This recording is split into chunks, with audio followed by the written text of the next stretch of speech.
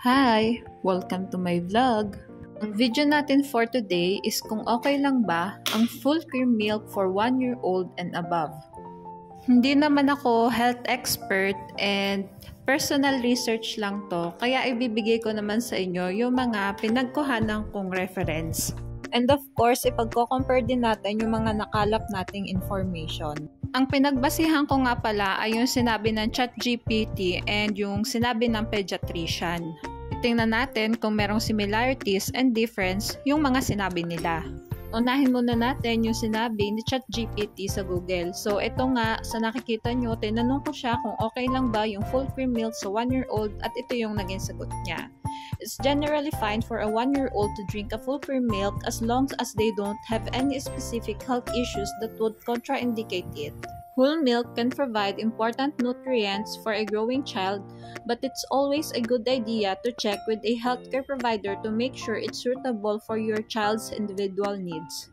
Maliwanag naman yung naging sagot ng ChatGPT na as long as walang health issues yung bata, pwede yung full cream milk sa 1-year-old dahil na-provide naman ito yung important nutrients ng growing child. At mas naging safe yung sagot niya nung nirecommend niya na kailangan mag-ask pa rin sa health provider ng tungkol dito.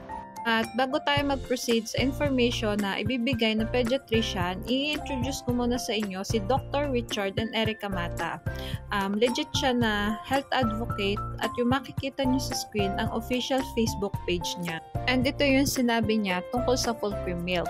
First and foremost, human breast milk is best for babies because our babies are humans. Cow's milk is best for cows. Formula milk is still cow's milk, but it is adjusted its component to imitate breast milk. Full cream milk, on the other hand, is closer to cow's milk than human milk kasi unadjusted pa siya. Pwede na bang mag full cream milk ang 1 year onwards?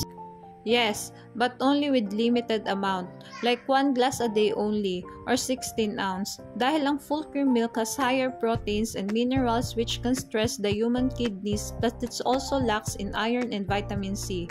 Remember, full cream is designed for cows, so di pwede i-consume in large amounts just like sa ginagawa natin sa formula.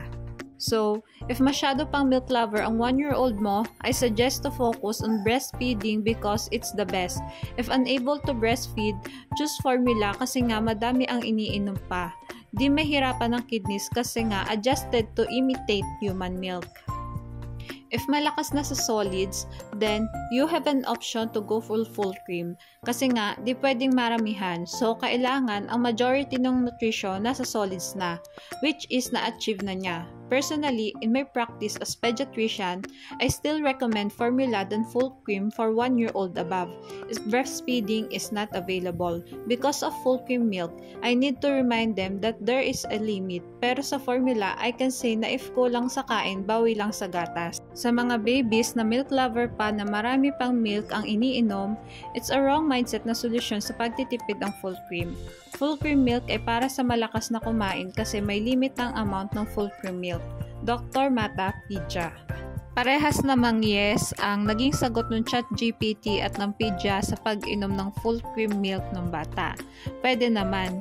Ngunit yung ChatGPT, sinabi niya as long as na walang health issues, and yung Pidya naman, binanggit na dapat limited amount lang. Yun yung mga naging condition nila. Pero para sa akin, mas naging gusto ko yung explanation ni Dr. Mata kasi mas detailed dito and nalaman natin kung ano nga ba yung full cream milk. Bali hanggang dito na lang yung vlog ko. Thanks for watching. Please like and subscribe for more videos.